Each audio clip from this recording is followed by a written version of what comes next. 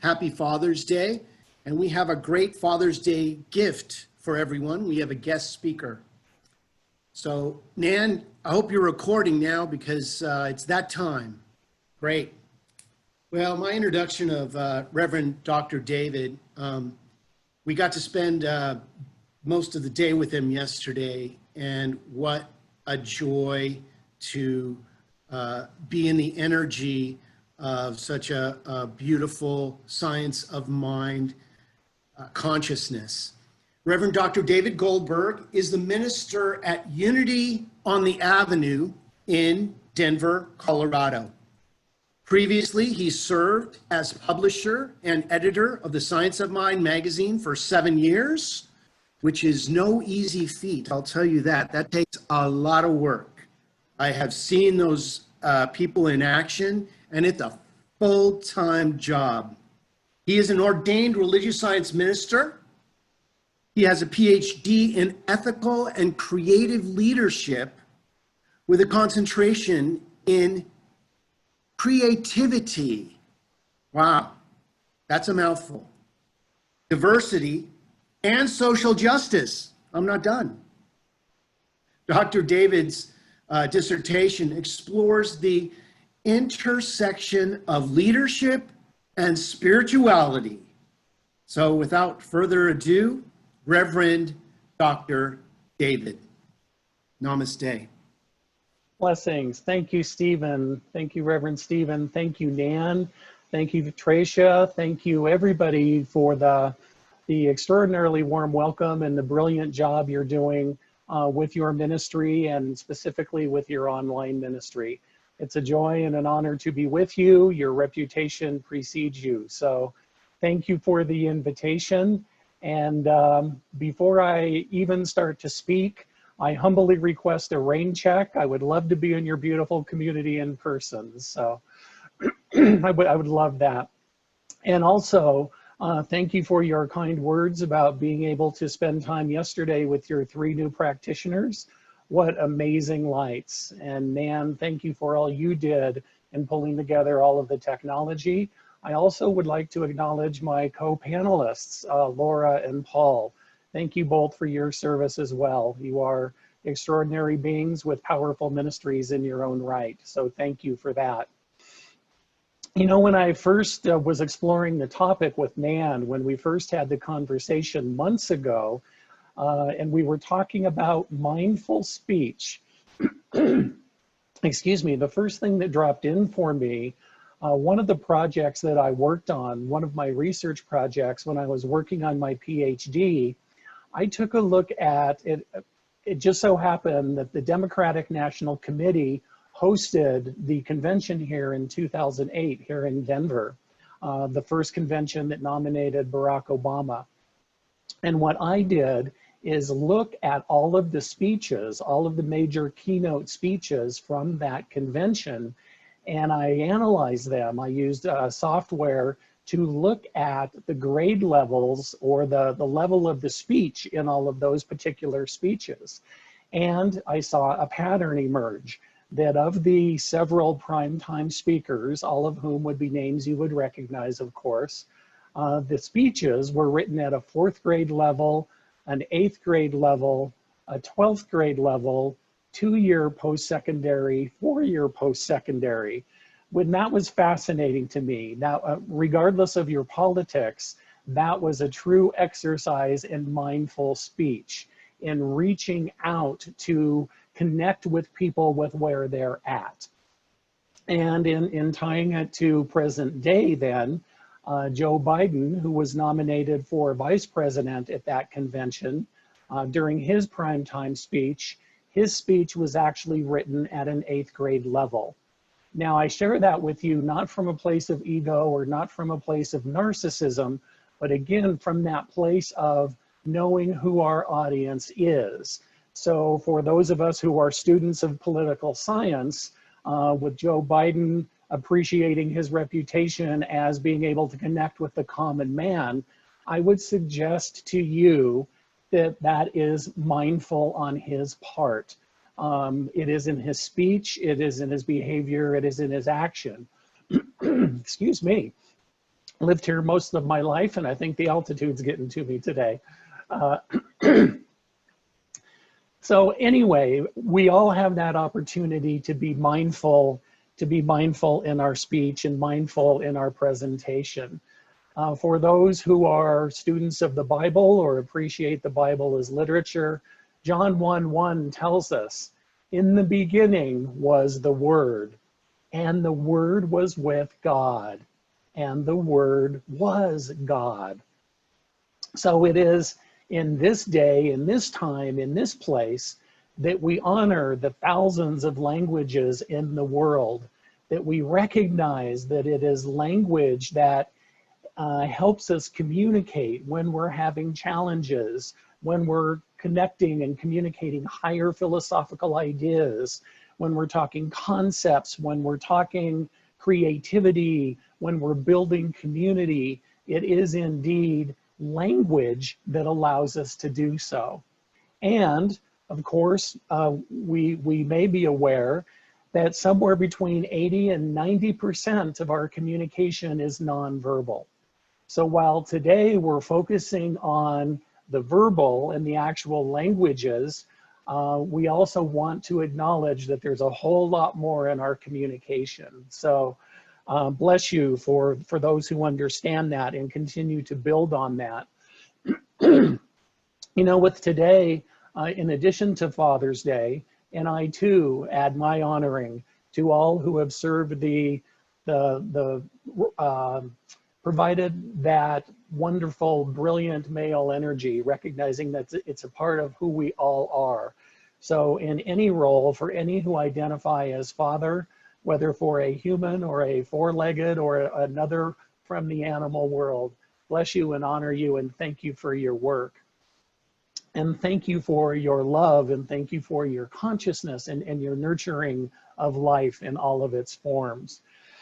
And I'm not sure when it happens in your neck of the woods, but in Denver, the third Sunday, which is generally Father's Day, is also our gay pride activities. So I also speak this word on behalf of our LGBTQIAA folks, anybody who identifies anywhere along that spectrum. Please know that within, I would speak for your center, within this center, within religious science, with all of New Thought, you are loved, you are honored, you are respected for who you are and how you choose to show up in the world. And as I reflect on that then, I'm reminded of a speech by Bishop Eugene Robinson. And Bishop Robinson was the first openly gay bishop appointed in the Episcopal Church in the United States. And Bishop Eugene was doing a talk on a college campus. And he had many, what were predominantly young people in his audience. And part of what he shared was he was recognizing his own homosexuality and at the same time acknowledging his white privilege. He said, I have the opportunity to pass, if you will. No one will know of my homosexuality unless I choose to share that with them. People of color, people with physical differences don't have that opportunity to pass if they choose, as it's readily apparent. And Bishop Eugene said to this university class, he said, and honestly, I don't know how you straight white guys do it. He said, to be able to stand in the presence and honor all of these people and so many voices needing and wanting to be heard. He said, I think it would be hard to be a straight white man right now. And he said, I don't know how you do it. And then he went on with his talk. And at the end of his talk, this young man approached him and he said, Bishop Robinson, I was being with your comment and with your permission, I'd love to share with you how I do it. And of course he said, please share with me your journey, share with me what you have to offer. And this young man said, the way that I choose to show up as a straight white man in the world is I ask people their stories, I listen to their stories, and I believe their stories. Wow, how simple and how profound. I listen, I ask, right? I'm interested and I ask and I listen and I believe what I'm told. It may not be my truth and I don't have to believe it for me, but I can know for the person who is sharing their story with me that it is the truth with and for them.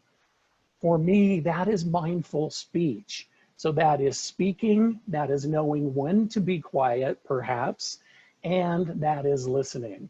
And those are some of the pieces we're going to take a look at and explore today.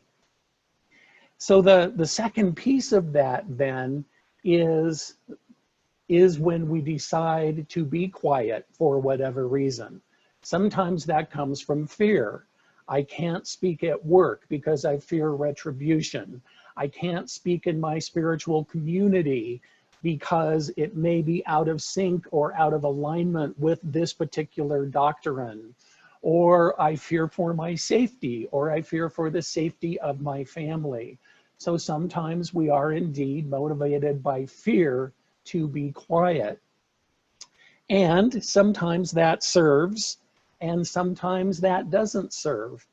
So again, recognizing Father's Day, recognizing Gay Pride, I will share with you my own story of coming out to my dad and my conversation with my father. My late partner and I had been together for years. My mother recently made her transition, and my dad was going to be joining us on a holiday trip to a Caribbean island. And I had a really strong sense that he knew my story, he knew about us, and that it wasn't a big deal. And yet, by way of honoring me and honoring him, I really had a sense after these years that I needed to speak with my dad about this. And so I did. I approached him, we had a conversation, and I said, you know, I want you to know that we are more than buddies, we are more than friends. And we talked through that.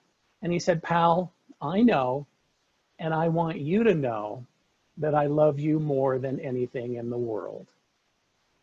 And I recognize that so many people's stories are so different from mine. And the reason I share that with you is I was being silent ostensibly to protect my dad, to protect my father. And yet, while he didn't approach me and come out and ask, he was absolutely in that place of loving and forgiveness. So what are the stories that you're making up about the conversations that you're not having? And might it be a powerful opportunity for you, as well as people in your immediate circle and in your community, to step into those courageous conversations, step into those mindful conversations. You know, we've all heard it said that we have two ears and one mouth for a reason. And I recently heard an addendum to that just made me smile.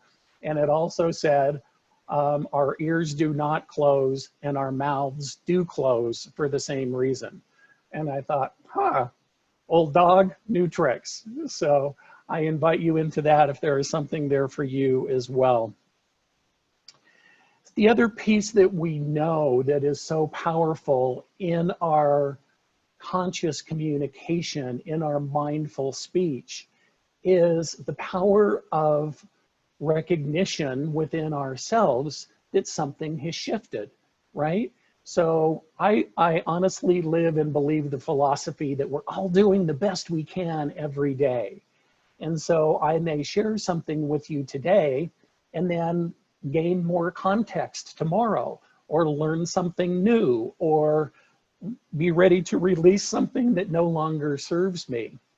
So it is that opportunity for self-reflection, and it is that opportunity to apologize when we are wrong or when we have shifted gears.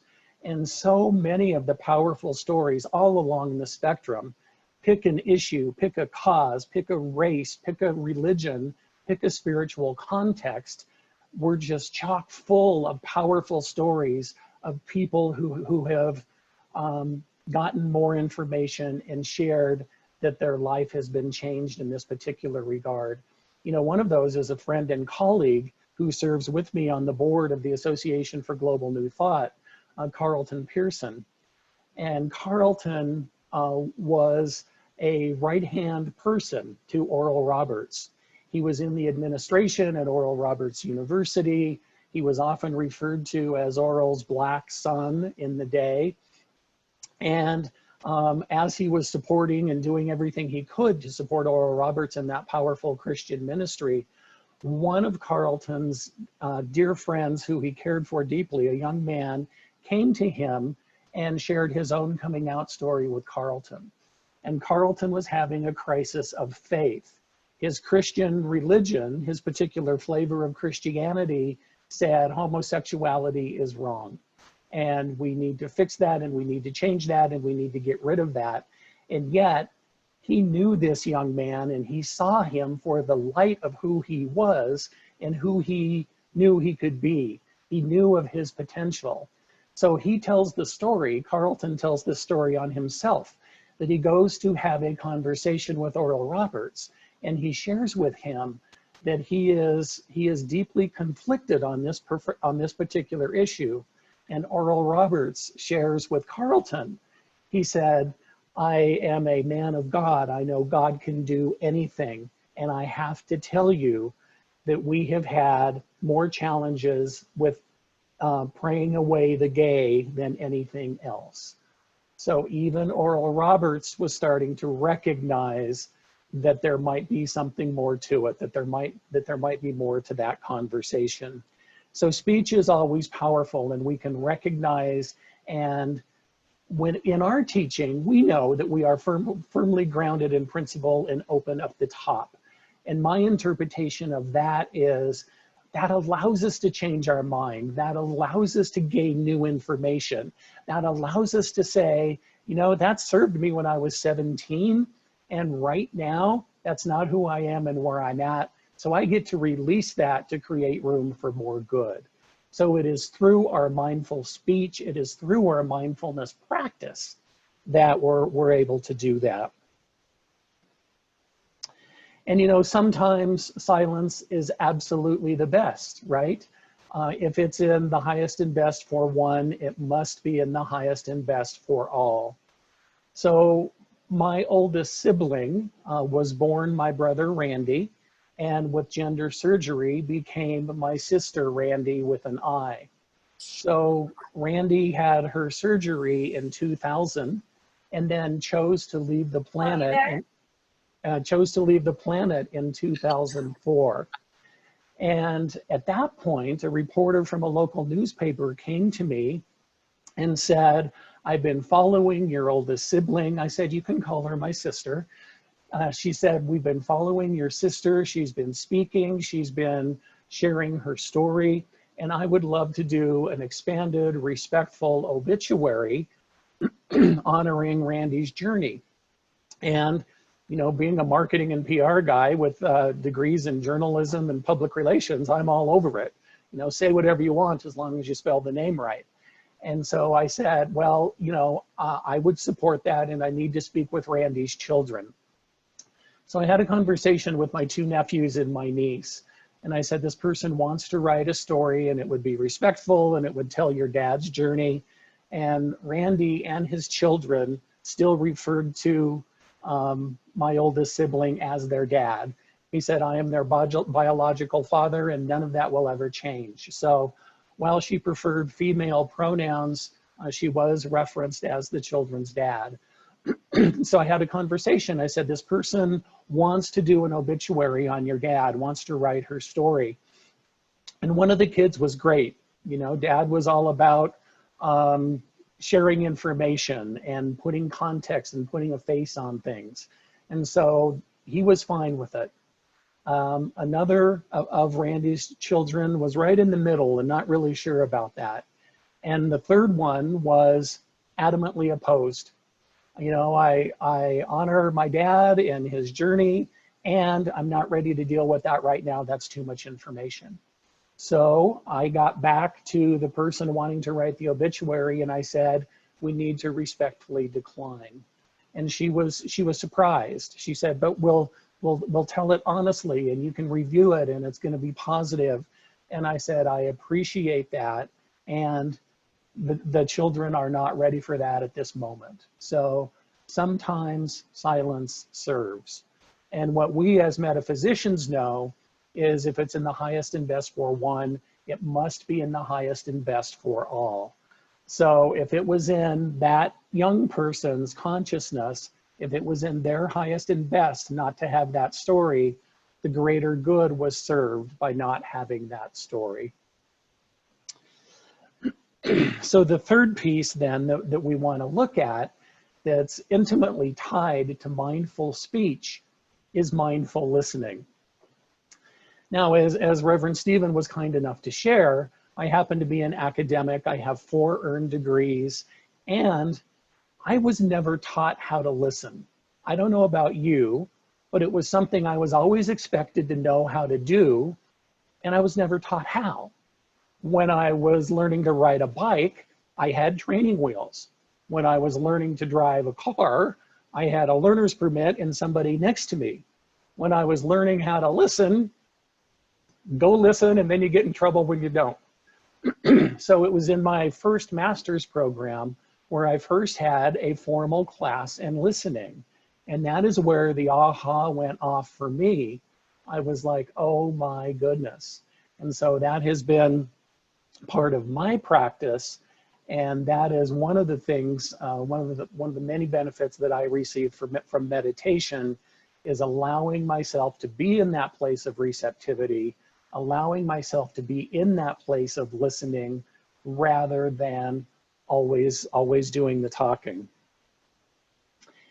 So what we know then when we step into that place of conscious listening, again, as metaphysicians, we know that everything is created twice, once in mind and once in reality.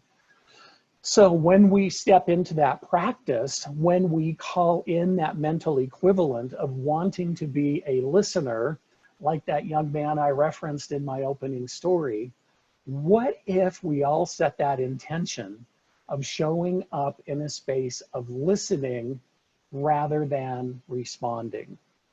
Rather than, what is my witty response? What is my fun joke? How do I show this person that I care?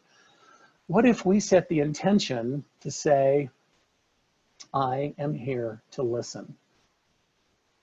And as an aside, that is what I would share with you that Reverend Stephen and Nan and your new practitioners and your existing practitioners do so well and so powerfully for your community, is they are here to listen to you.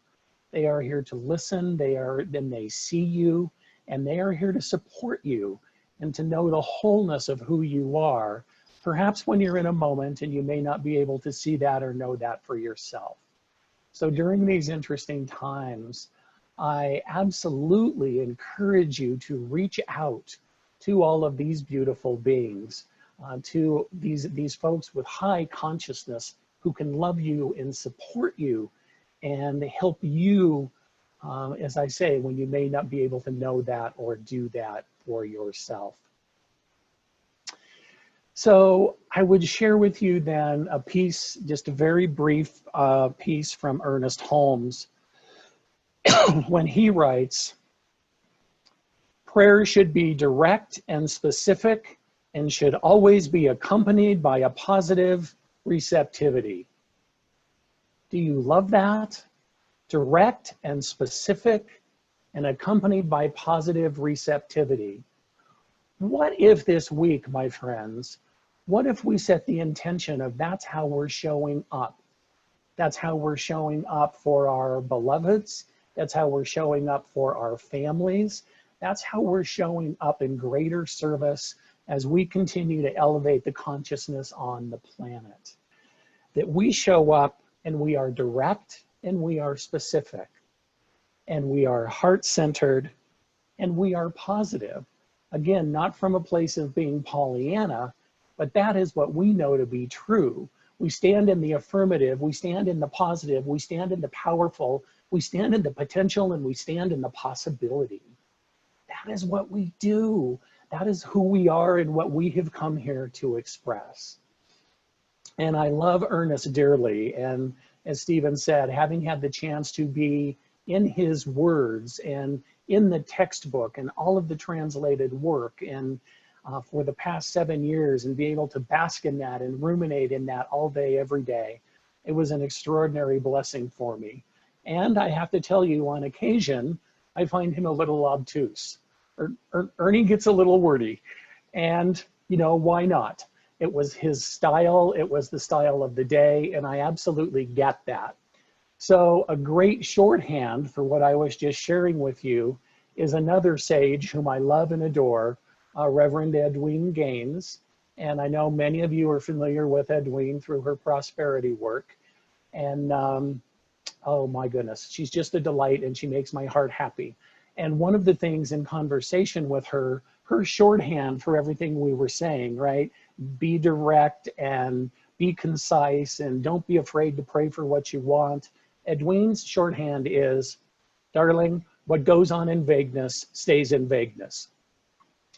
So I ask you to be as specific as you can. We're starting to open up a little bit here in Colorado. So when we went out for lunch the other day, oh my goodness, I've never been so happy to overpay for a salad.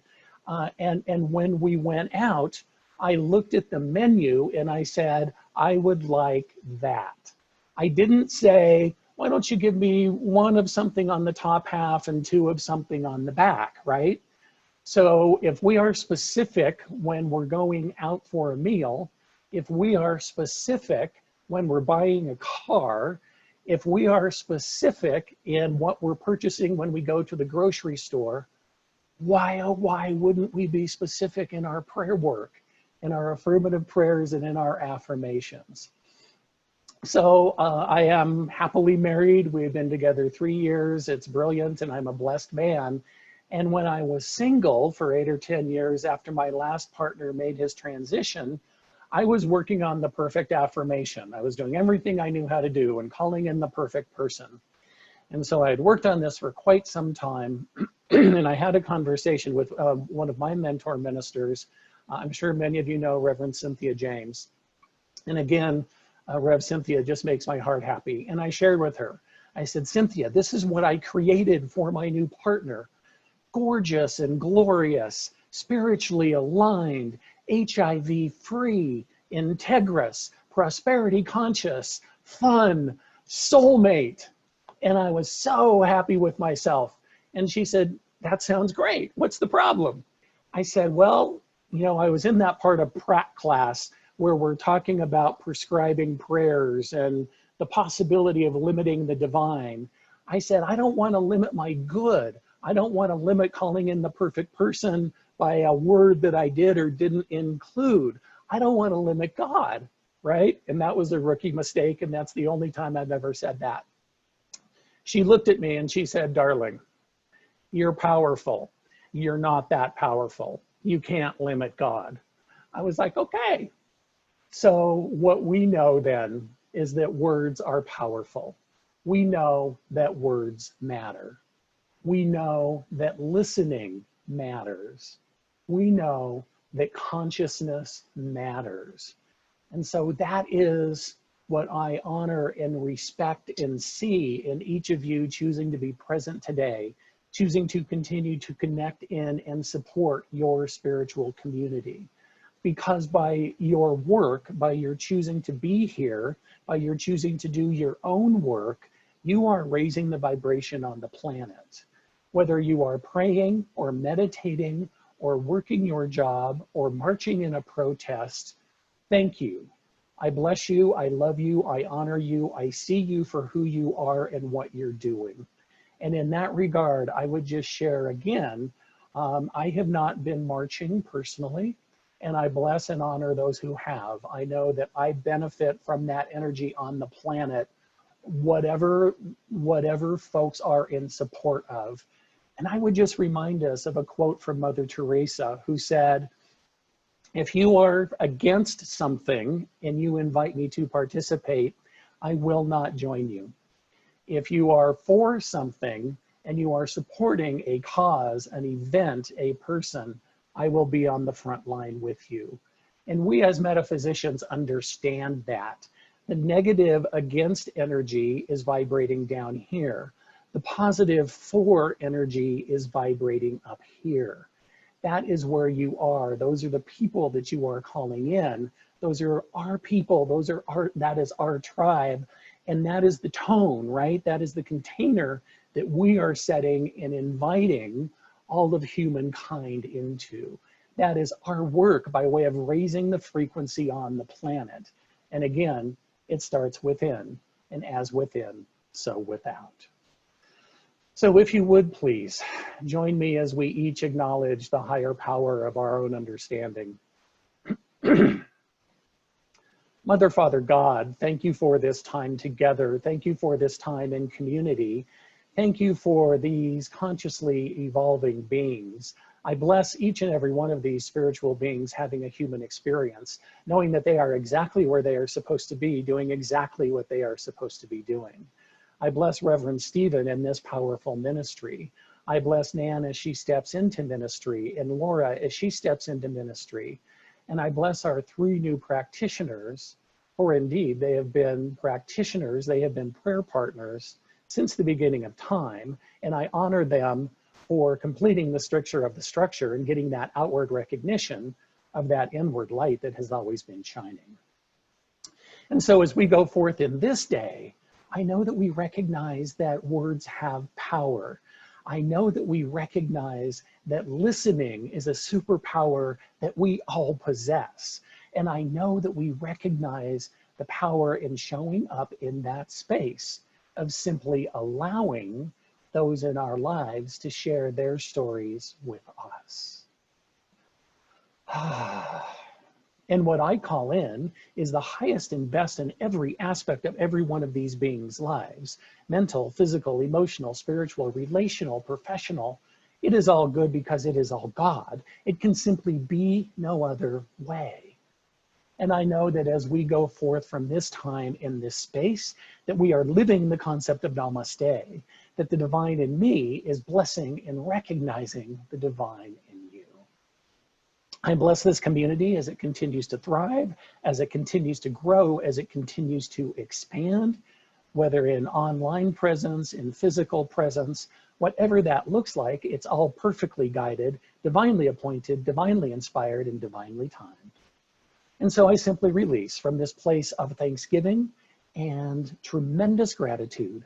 I release into the amazing alchemy of love and logic known as the law, knowing that these words were done, that it was in positive motion before they were spoken. I'm grateful for the cosmic yes. I'm grateful for the cosmic pause. I'm grateful for each and every one of these extraordinary, amazing, beautiful, powerful, gorgeous, glorious, nuanced, and loving beings. Thank you, God. All is well, and so it is.